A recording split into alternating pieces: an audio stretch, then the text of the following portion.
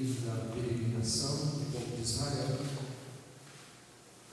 Aqui estão os fatos, todos os acontecimentos que marcaram a vida deste povo e que serve de figura, de sombra, de tipo para nós hoje. Quem diz isso é a própria palavra de Deus. Em Corinto, quando Paulo escreve a sua epístola, ele vai dizer que as coisas que aconteceram aqui neste livro de Números, as coisas que aconteceram deste povo, nos servem de figura, nos servem de exemplo. Por isso que eu disse outro dia que o Antigo Testamento é tão importante quanto o Novo. Não há rivalidade nem do Novo, nem do Antigo, nem do Antigo para o Novo. Nós, muitas vezes, por falta de discernimento e conhecimento, queremos rivalizar, dar rivalidade esses dois livros, o Antigo e o Novo, porque alguns dizem que preferem mais o Antigo, outros preferem mais o Novo, alguns desprezam o Novo, outros desprezam o Antigo, mas nós aprendemos que a Bíblia é uma só, a palavra de Deus é uma só. E o Antigo ele tem a sua importância porque nunca foi o Novo que explicou o Antigo, mas é o Antigo que explica o Novo. Dá para entender isso? Só o livro de Deus, é só o livro sagrado que nós vamos aprender vamos colocar aqui essa envergadura aqui, porque o Antigo explica o Novo Testamento, e isso é uma prova, que Paulo ele vai escrever, se não me engano, no capítulo 10, agora me fala se a memória se é a primeira ou segunda aos Coríntios, ele vai dizer que as coisas que aconteceram no Antigo Testamento servem de sombra, de tipos, é uma comparação, uma alegoria do que acontece na nossa vida hoje, porque nós estamos em peregrinação, nós somos forasteiros, nós somos peregrinos, nós estamos aqui de passagem e estamos passando por este deserto em busca de uma terra prometida, mas assim, lógico, essa terra prometida não está aqui nessa terra, ela é o céu. Então, comparando com as jornadas, com as estações, estações não de tempo, estações não de tempo, mas estações de paradas, assim como um trem, assim como um ônibus que viaja e ele tem as suas estações para parar, assim também a nossa vida. A nossa vida ela é uma jornada e nós temos algumas estações que temos que parar, para ali aprendermos, para ali amadurecermos, para ali nós nos renovarmos, para, como alguns nós dizer, deixar algumas coisas, descarregar algumas coisas, desembarcar algumas coisas da nossa vida e embarcar outras coisas da nossa vida. Então a nossa vida, estamos aqui viajando, de peregrino e forasteiro, como Pedro vai escrever. E quando nós comparamos, é muito interessante, estude o livro de Números, estude a jornada de Israel, se detém em cada estação que eles pararam, em cada ponto, Sitim, Refidim, em Cádiz, Barneia, e aí vai, no próprio Horebe, cada parada, eles tiveram uma experiência, e Deus fala conosco. Tá? E aqui é mais uma estação que eles vão parar, e nós vamos aqui aprender lições maravilhosas para as nossas vidas. Vamos lá, capítulo 20, verso 1 vai dizer da seguinte forma, você lê o seguinte: chegando os filhos de Israel, toda a congregação ao deserto de Zim, no mês primeiro, o povo ficou em Cádiz, e Miriam morreu ali, e ali foi sepultada. E não havia água para a congregação. Então se congregaram contra Moisés e contra Arão. E o povo contendeu com Moisés e falaram, dizendo: antes tivéssemos expirado, quando expiraram nossos irmãos perante o Senhor. E porque trouxeste a congregação do Senhor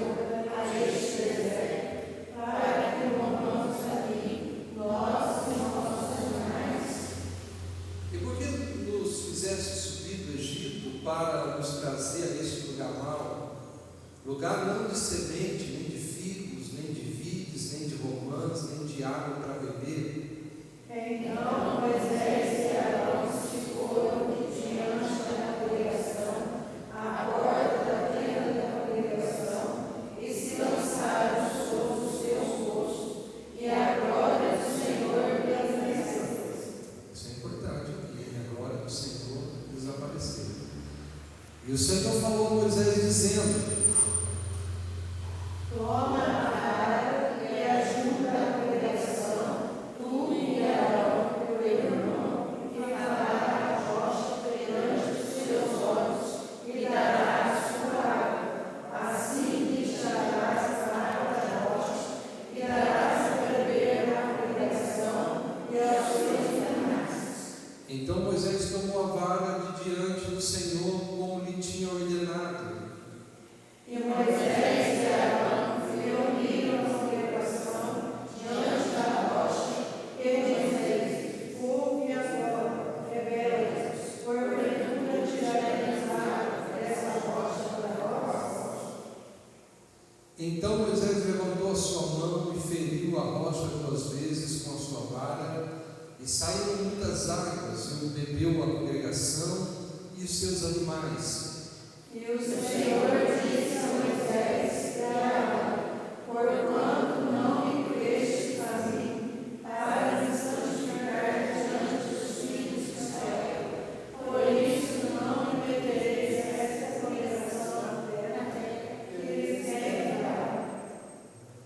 Estas são as águas de Meribá, porque os filhos de Israel contenderam com o Senhor, e o Senhor se santificou neles. Amém? Estas são as águas de Meribá, porque os filhos de Israel contenderam com o Senhor, e o Senhor se santificou neles.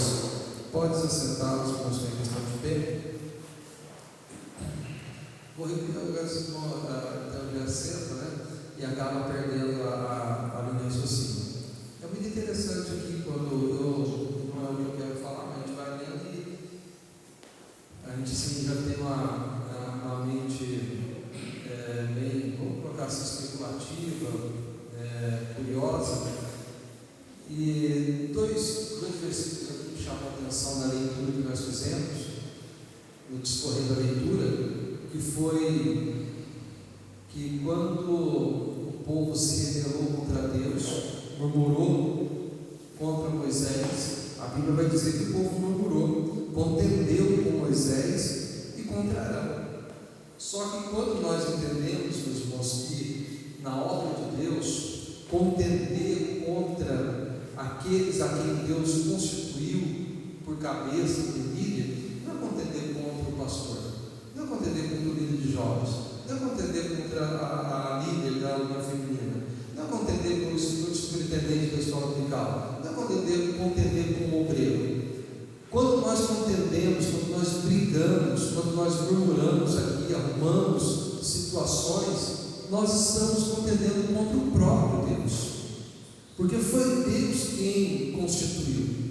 É muito simples nós entendermos essa situação quando uma coisa bem simples que todos nós conhecemos.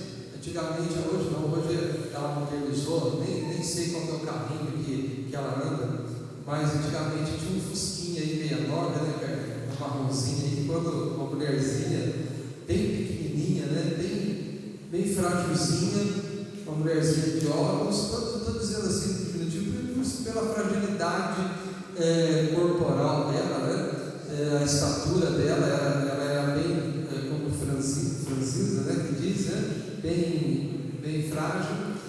E quando o pessoal, né, não sei se o Laércio também conhece, né, Laércio, quando vê aquele fusquinha marrom encostando, é problema. A mulher corria dela. Vocês já sabem quem é, né? A oficial de justiça que entregava a intimação do juiz. Ela entrega a intimação. Não precisa ser grande, não precisa ser do tamanho do Vicentão ali embaixo, não precisa ser 2 metros de tamanho do Clodoaldo, Não precisa, só basta ter autoridade. Basta só ter autoridade. Era pequenininha, era vizinha, tinha um carrinho, também um carrinho fraquinho, vamos dizer assim, mas a mulher não precisava de passar pela rua, é como se o povo fosse passando, né? Como se fosse abrindo o caminho e ela passando, e chega lá com um papelzinho, né? Entrou na casa, bateu na página. Ai, se não receberam. Ai, se não receberam. Eu pergunto, se uma pessoa pegasse aquele papel e amassasse, ou rasgasse, jogasse no rosto dela, hein? Será que alguém faria isso? Não faria. Não é doido de fazer. Agora, por que a pessoa não é doida de fazer? Mas eu pergunto, ela tem resistência? Ela tem alguma resistência? Ela pode oferecer algum perigo? Fisicamente não. Fisicamente ela não pode. Mas por quê? Porque aquela mulher está investida de autoridade por alguém maior do que ela. Ela está representando alguém. Ela vai representando. E ela representa o quê? A promotoria, ou o promotor, ou o juiz da cidade, que é uma das maiores autoridades que a cidade tem. Então, resistir àquela mulher, destratar aquela mulher, ser mal educado com aquela mulher, você estaria afrontando ela? Hein? A quem nós estaremos afrontando? Ao próprio juiz. Ao próprio juiz. E por isso que ninguém, eu vou falar assim, por isso que ninguém é besta. Não é verdade? E por que nós não agimos assim na obra do Senhor, se sabemos que Deus constituiu homens e mulheres na sua obra para representá-lo? Quem se sujeita à autoridade não se sujeita ao homem, se sujeita a Deus, e isso é agradável a Deus. Quem fala mal da autoridade constituída de Deus, não está falando mal daquela pessoa, está falando mal de Deus. E como que quer que a vida vai para frente? Como quer? Não tem como. Por isso nós temos, pode ser o pastor, pode ser o pregador, pode ser o missionário que recebemos aqui, pode ser qualquer irmão ou irmã que esteja incluído naquele momento de autoridade. Falar mal, levantar, contender, é nós lutarmos contra o próprio Deus. Essa é a situação. E o povo de Israel, eles fizeram isso repetidas vezes. Repetidas vezes eles fizeram isso. E isso levou a Israel à ruína. Por quê? Todas as vezes Israel, eles murmuravam contra Moisés. Faltou pão, reclamava de Moisés. Estava com vontade de comer carne, reclamava com Moisés. Não tinha água, reclamava com Moisés. Então, tudo o povo reclamava. Agora, se nós pegarmos o perfil deste povo, era um povo infantil. Era um povo infantil. Porque o que caracteriza a infantilidade de uma pessoa? A pessoa pode ter 40, pode ter 50, pode ter 60 anos. Idade não é igual a maturidade. Idade não é igual a maturidade. Por quê? Porque nós temos muitas pessoas que já têm uma idade avançada, mas que são infantis. Por que são infantis? Porque qualquer coisinha magoa. Qualquer coisinha não quer ir mais para a igreja. Qualquer coisinha irrita. Por qualquer coisa briga. Por qualquer coisa gesticula. Criança é assim.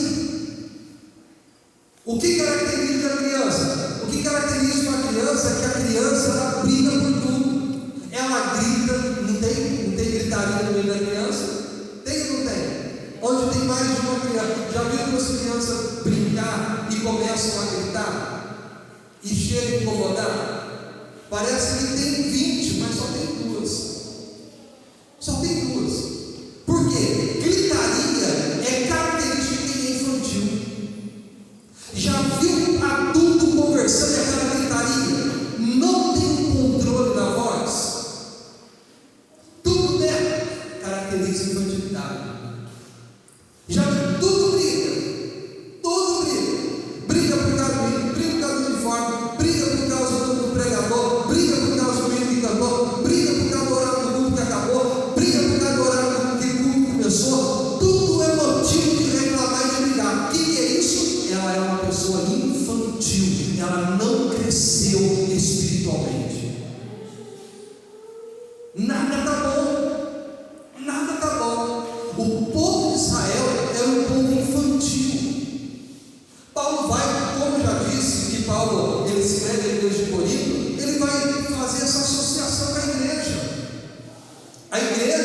apesar de ser uma igreja fervorosa, era uma igreja de meninos e meninas. Era uma igreja de crianças. Por quê? Por tudo eles brigavam. Por qualquer coisinha levavam irmãos no fora para resolver no fora. Por qualquer coisinha eles se debatiam, entravam em disputa, em rivalidade. E Paulo vai dizer: vocês não são maduros, vocês são infantil. Eu queria dar um alimento sólido para vocês, mas não posso porque vocês não cresceram. E assim é o povo. E nós precisamos amadurecer, irmãos. Nós precisamos crescer. Precisamos deixar de ser menino. Precisamos deixar de ser menina. Precisamos ser adulto. Adulto tem discernimento das coisas. Adulto tem compreensão das coisas. Adulto, ele tem senso. Adulto, ele tem juízo. Adulto, ele não se desequilibra fácil. Adulto, ele não é levado por emoção.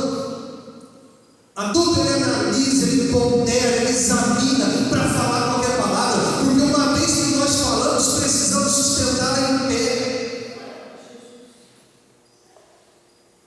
Homem, mulher que é mulher, homem que é homem, não tem duas palavras, tem uma só. E se disser que é homem de Deus e mulher de Deus, aí que a coisa piora. Aí a coisa fica mais embaixo. Aí tem que ter uma palavra.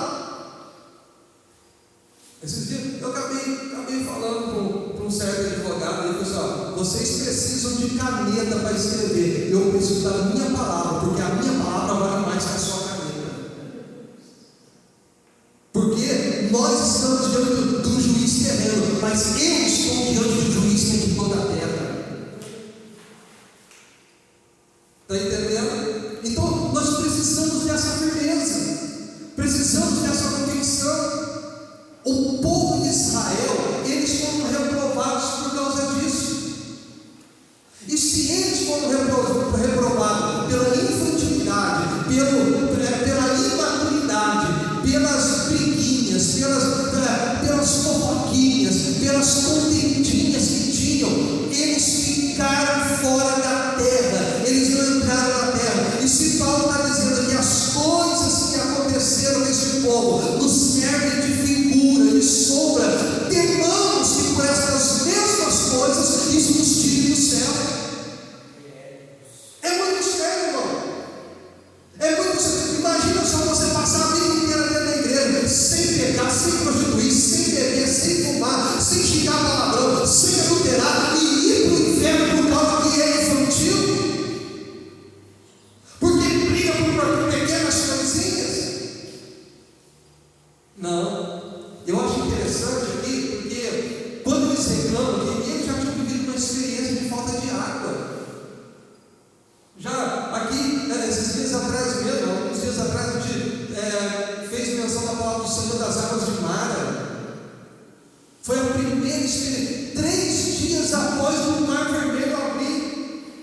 E não é só o Mar Vermelho, mas tinha um contexto de milagres já no histórico, no currículo de Israel, do poder de Deus. Como que nós podemos esquecer de Deus?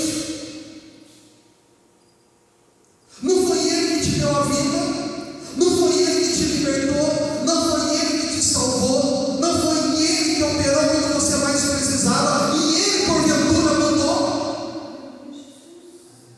Ele porventura, Ele quebrou o braço, Ele quebrou a sua perna, Ele curou um dos seus olhos.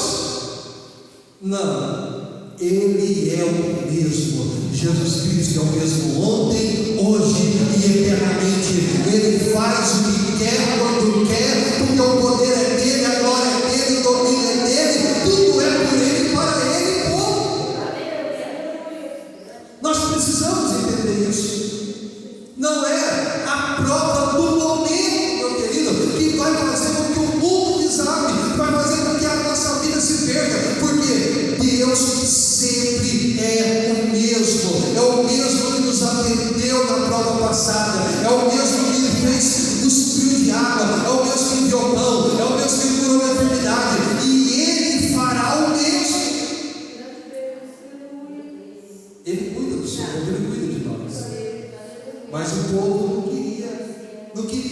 intimidade de Deus.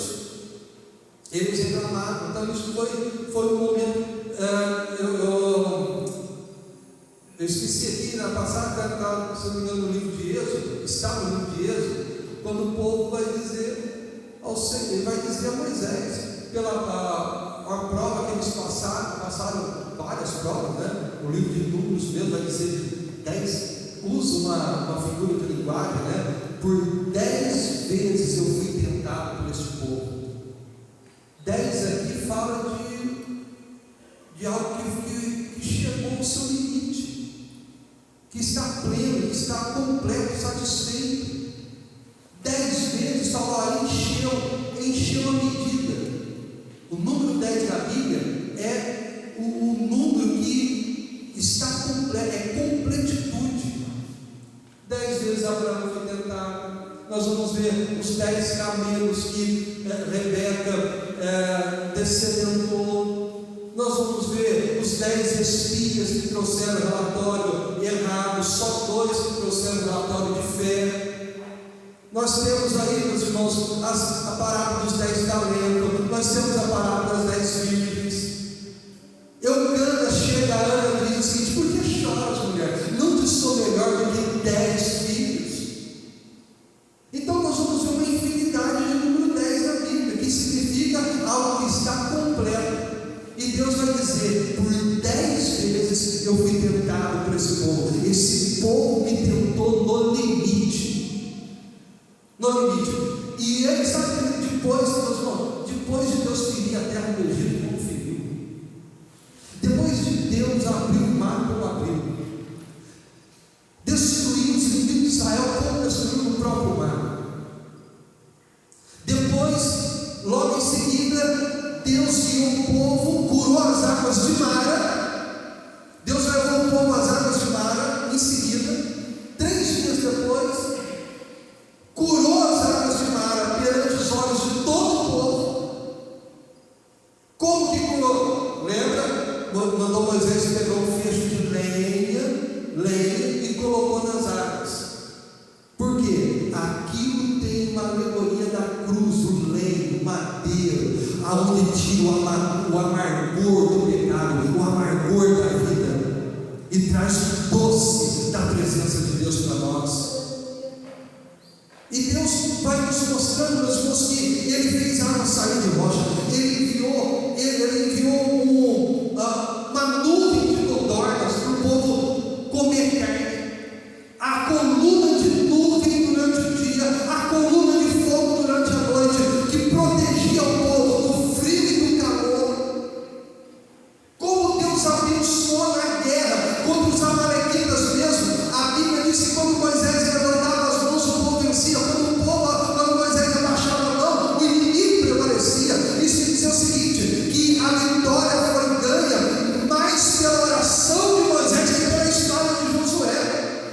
Por quê? Porque na guerra espiritual, na luta espiritual, não se vence com armas naturais, se vence com armas espirituais. Se nós queremos ter vitória, é bom trazer Deus para a nossa vida, que é Ele que peleja e é Ele que vence as nossas guerras. Ele é a nossa arma. Eu costumo dizer o seguinte: quando você vê um crente, quando você perceber que tem um crente que está se defendendo muito, pode saber que ele já saiu da presença de Deus. Uma receitinha aí para você.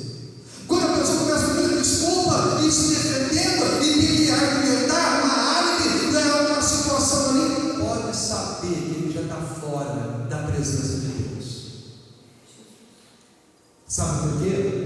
Porque quem está na presença de Deus sabe que não precisa ficar com desculpa, porque a Bíblia diz: quem intentará acusação contra os escolhidos de Deus, se é Deus que justifica? Podem até levantar um falso contra mim, pode até levantar calúnia contra você, pode até estar dizendo por aí: não me incomodo, meu querido. Aquele que habita na mais alta nuvem, que o seu trono está nos mais altos céus, Ele colocará todas as coisas nos seus devidos lugares, no seu tempo.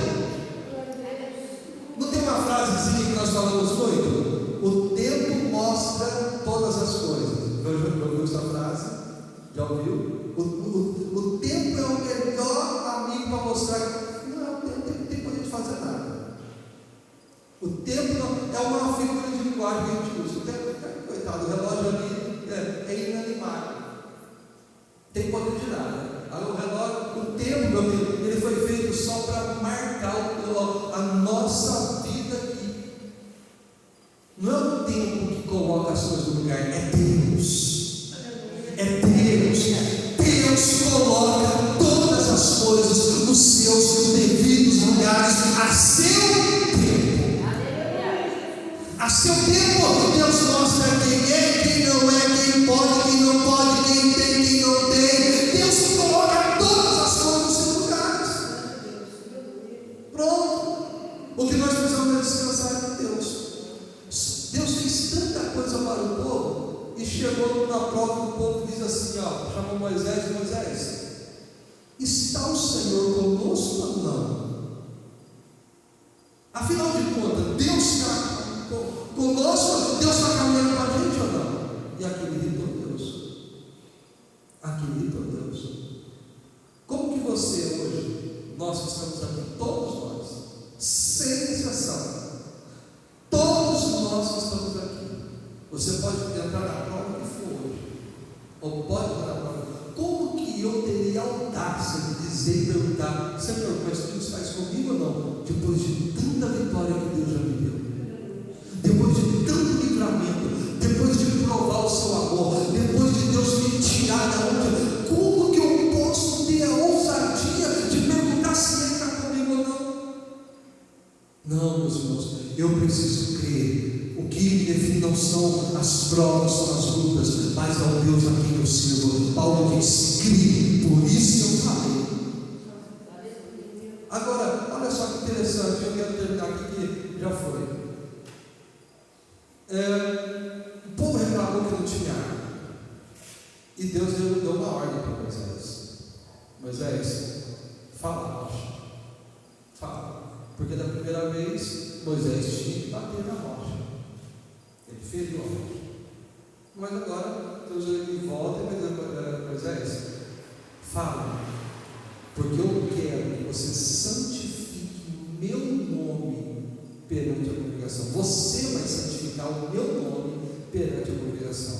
E aí eu me lembrei de duas frases que eu achei interessantíssimas na leitura que eu li, que foi quando Moisés e Arão se viu apertado, pelo povo, eles deixaram o povo correr para a tenda do testemunho, que era uma tenda onde eles buscavam a Deus. E essa tenda ela era retirada do arraial, ela era feita fora do arraial, porque para buscar o Senhor tem que ser fora do arraial, porque fora do arraial tem o celular, dentro do arraial tem o celular, dentro do arraial tem o Wi-Fi, dentro do arraial tem a televisão, dentro do arraial tem os pais, dentro do arraial tem o carro, dentro do arraial tem o trabalho, dentro do arraial tem as distrações, e quem quer buscar Deus tem que sair das distrações, tem que se desligar de tudo. E eles foram então buscar o Senhor, buscar fora do arraial, na tenda de encontro, por isso que chamaram tenda do testemunho ou tenda do encontro, que ficava fora do arraial, porque quem quer buscar o Senhor tem que deixar as distrações, tem que deixar as ocupações, tem que esvaziar essa vida, tem que preparar o coração, a mente e o corpo e buscar a Deus. Aí nós vamos encontrar o Senhor. Quem quer encontrar Deus com o celular no bolso, com o celular na mão, com a internet ligada, com a televisão ligada, pensando no carro, pensando no filho, pensando na conta, pensando no dinheiro, pensando no churrasco, pensando no fazer, não vai. Não vai. Não vai porque Deus ele diz o modo que nós vamos encontrar. Como? Quando nós o buscarmos de todo o nosso coração.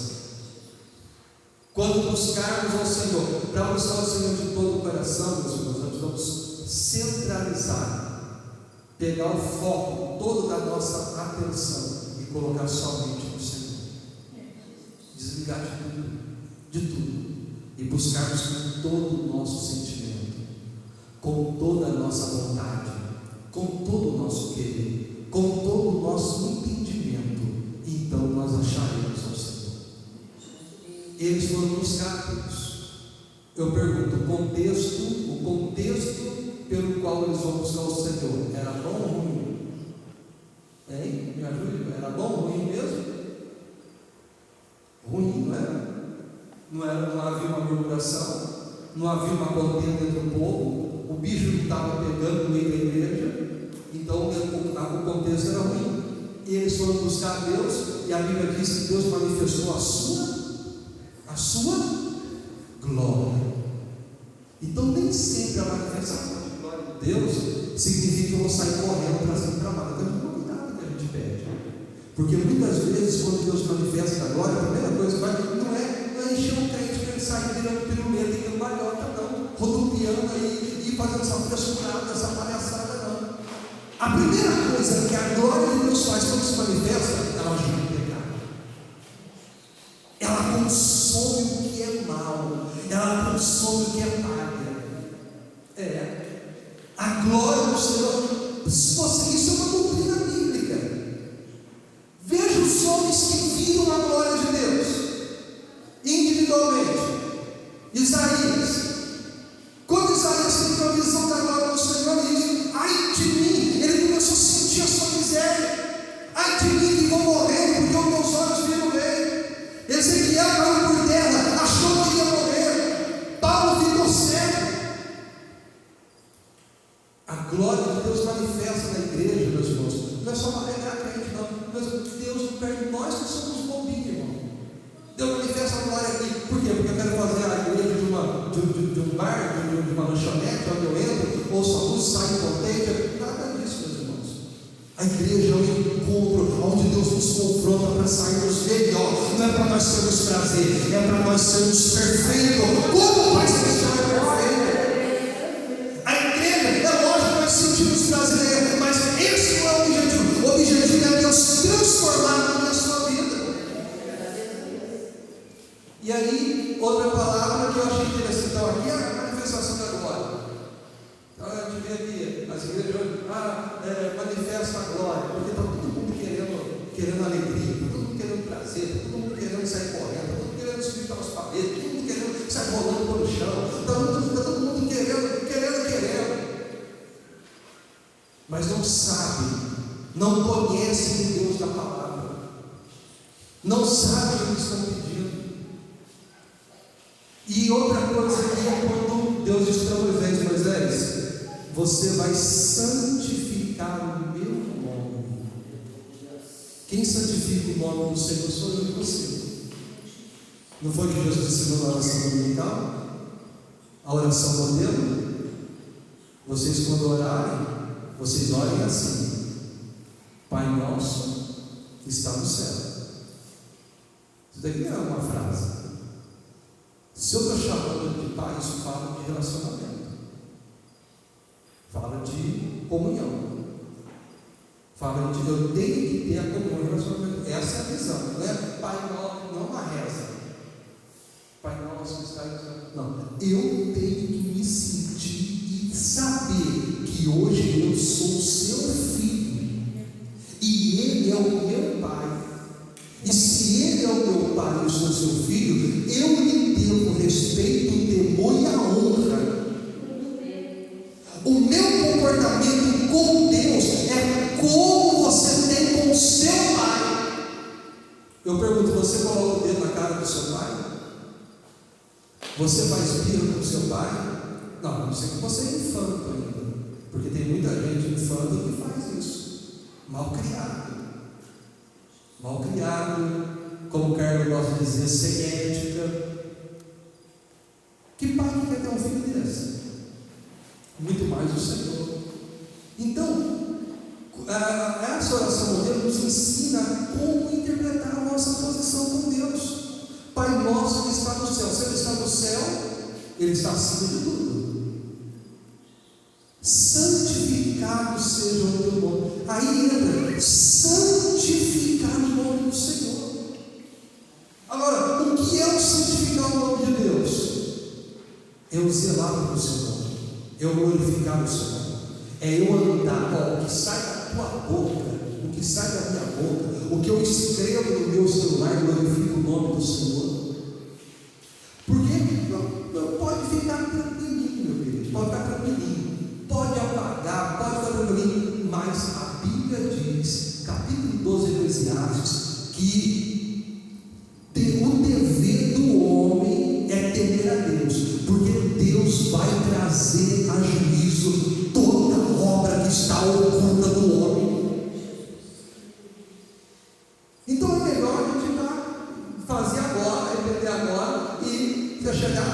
porque senão naquele dia todos verão.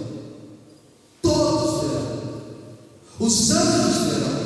Os ímpios verão. Os justos verão. Porque Deus vai trazer a juízo. Então nós precisamos santificar o nome do Senhor. E Moisés, olha só, Moisés e Arão ficaram fora da terra. Deus é severo? Não, meus irmãos. Nós temos que tomar cuidado desse equilíbrio que a gente tem de Deus. Deus é amor. Então quer dizer, eu posso fazer o que eu quero, porque Ele me ama. Ele não vai me condenar para o inferno. Ele é amor. Não, Deus é severo. Não pode escorregar, porque senão Deus está pronto com a espada para te... Não. Nós precisamos ver Deus como é. Deus ele é severo. Deus ele é justo. Ele é justo. O que nós entendemos por justo é que Ele tem na medida exata. Não passa e não falta. Ele julga na medida exata. E é interessante que qual era a ordem para Moisés, que nós terminamos? Fala para a rocha. Moisés falou na rocha? Falou para a rocha? Não, ele bateu na rocha. Ele bateu na rocha. Eu pergunto para vocês, para a gente terminar rápido aqui, e vocês vão terminar a mensagem. O que o povo queria? Hein? Só você pode responder? O que o povo queria? Hein? Quero ouvir. O que o povo queria? Água. Vamos dizer lá, vou perguntar para todo mundo bem forte. O que o povo estava entendendo? Por quê? Por causa de água. Muito bem. E quando Moisés foi buscar a Deus, Deus disse: olha, fala a rocha. E ela não era água. Moisés bateu na rocha, falou com a rocha, bateu na rocha. E o que a rocha fez quando ele bateu? Jogou água. E o que o povo queria?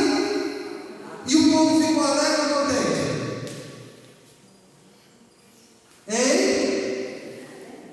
O povo ficou alegre ou contente? Ficou em dúvida agora? O que o povo queria? E Moisés falou ou bateu na rocha? E Deus falou que era para fazer o quê?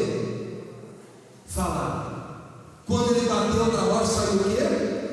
E o povo ficou alegre ou ficou triste? Alegre. Não ficou alegre? Moisés não deu o que o povo queria? Não funcionou? Mas Moisés ficou de fora da terra por causa disso. O milagre pode funcionar, mas eu posso estar fora do céu. Eu posso dar o que o povo quer e ficar fora do céu. Porque nem sempre o que eu dou para o povo, que o povo gosta, é o que Deus aprova. O povo aprovou ou não aprovou? O povo não quer nem saber se ele bateu ou falou. O que o povo quis é matar a sede. Mas e Deus ficou alegre ou ficou irado com Moisés? Irado. Por quê? Porque Moisés desobedeceu a Deus. Agora, Deus não poderia impedir que a rocha desse água porque ele desobedeceu? Não poderia. Então Deus está nos mostrando, meus irmãos, que se nós não tomarmos cuidado, nós podemos usar o nome de Deus, ganhar almas para Deus, edificar almas para Deus, funcionar o negócio, mas Deus desagradar o Senhor, porque Deus não quer a produtividade sua, Deus quer que você obedeça a sua palavra. Deus quer que você, Deus não negocia. Eu tenho dito esses dias, eu estava dizendo, eu falei que Deus não tem sentimento, irmão. Deus vai ter pena de mim. Vai nessa! Vai nessa! Não, Deus não entende. Vai nessa que você vai parar lá no Beleléu. Porque Deus não tem sentimento. Ele está esforçando, está esforçando, mas não está fazendo o que é para fazer. Não adianta eu me esforçar em desobedecer a palavra. Ou eu obedeço, ou eu não obedeço. Deus tem compromisso com aquele que obedece. Até Moisés ficou de fora da terra porque ele desobedeceu. Isso é figura. Deus está nos mostrando. Então a melhor coisa, meu querido, como eu vou obedecer? Agora eu pergunto para você: como eu vou obedecer se eu não conheço? E agora fica difícil. Como que eu só posso obedecer aquilo que eu conheço? Então eu não vou conhecer, porque se eu não conhecer, eu, por exemplo, não vou precisar obedecer? De maneira alguma. Nós aqui, se nós não conhecermos, nós vamos nos tornar ignorantes conscientes. Porque o ignorante inconsciente é aquele que está lá fora, que não sabe que precisa saber. Agora, nós que estamos aqui dentro, nós sabemos que precisamos crescer em saber de Deus, para nós, em saber de Deus, obedecermos, e obedecendo, nós sermos abençoados. É isso. Deus não negocia a sua palavra. Deus, ele me ama, me ama. Deus, ele te ama, te ama. Mas ele é justo. Ele não negocia. Olha só. Há um versículo do Salmos que diz que Deus, sabe o que Deus fez? Eu pergunto: quem está no mais alto céu mesmo? Eu disse: quem está sentado no mais alto céu? Hein? Por favor, quem está sentado no mais alto céu, irmão? Quem está acima de tudo? Quem está acima de todos? Será que tem alguma coisa acima de Deus? Hein? Para você tem alguma coisa acima de Deus? Quem acha que tem alguma coisa acima de Deus aí? Não tem? E se eu dizer que eu vou dizer para vocês que tem uma coisa que está acima de Deus? Você nunca leu isso na Bíblia? Você nunca leu isso no Salmo? Que Deus exaltou a sua palavra acima de si, acima dele. Deus, ele colocou a sua palavra acima dele, porque Deus não é como um juiz corrupto da terra, que ele põe a lei e ele quebra a lei, e ele faz o que ele quer da lei. A gente não tem problema nisso. Isso daí é para o ímpio entender. Nós que nós somos filhos de Deus, nós sabemos que quem é a palavra? Quem é a palavra? Deus. E o Verbo se fez carne e habitou entre nós. O Verbo aqui é a palavra. Ele se encarnou, ele tabernaculou-se. Então a palavra, nós não temos problema em saber. A Deus colocou a sua palavra acima de si. A palavra é Deus. Mas para um idoso, para um problemático, para um juiz que quer fazer gracinha e ele acha que pode, não tem problema. Deus não é o justo juiz, a palavra está acima dele e ele vai obedecer a sua palavra. Ele vai cumprir, executar a sua palavra. Ele não deixa cair a sua. Por isso eu digo: não existe sentimento no tribunal de Deus, irmão. Você está entendendo isso? Está entendendo quando eu digo que não há sentimento em Deus? Por quê? Ou é pela palavra ou não é. Pronto. Agora, quer ser usado por Deus, quer dar o que o povo se sente alegre, apesar que está difícil, né? Porque tudo que o povo não quer para ser alegre é a palavra de Deus, porque hoje o povo está tão entregue ao seu pecado que a palavra incomoda. Mas fazer o que nós podemos dar a palavra, a mesma coisa. Mas para você dar aquilo que o povo precisa e ser aprovado por Deus, continue obedecendo a sua palavra. Faça. Não vamos ser como Moisés, não vamos ser como Davi, que pegou a arca da aliança e quis dar uma festa e levar a arca da aliança para Jerusalém, e Deus matou os árabes. Por quê? Porque Davi estava com muita emoção. Vou dar uma festa linda, vamos levar a arca da aliança. Pega os carros novos de boi, pega os bois novos, vamos enfeitar. Eu quero um cortejo enorme, eu quero música, eu quero as suas línguas. Nosso Deus merece.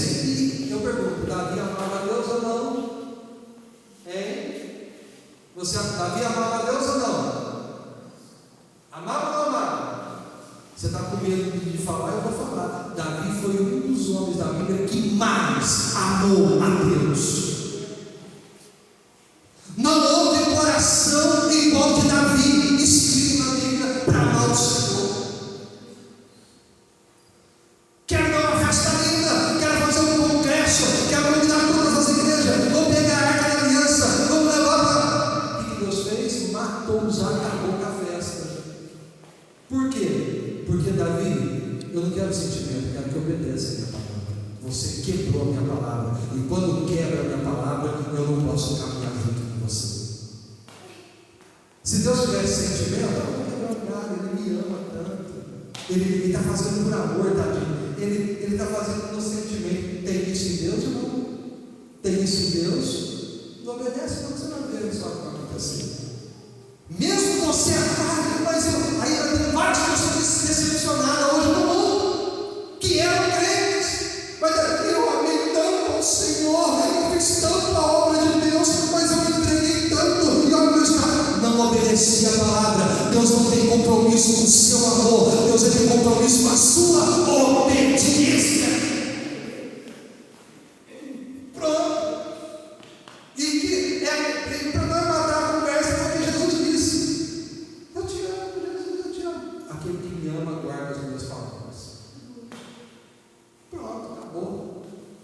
Quem é que me ama? O que guarda, o que obedece. O que me ama não é o que mais canta bonito. O que me ama não é aquele que se joga no chão e chora. Não, o que me ama, ele não fala, não precisa ter expectativa, porque ele guarda. Ele anda na rua e guarda. Ele honra o Senhor, ele não cobiça, ele não fala mal, ele não adultera, ele não fornica, ele obedece, ele honra a Deus, ele santifica o nome de Deus. É esse que ama, esse que ama de verdade. Por quê? Porque ele é o refletor da bondade e da glória de Deus. Estão entendendo, irmão? Então Deus te abençoe em nome de Jesus Cristo. Te coloque de pé, senão nós vamos falar.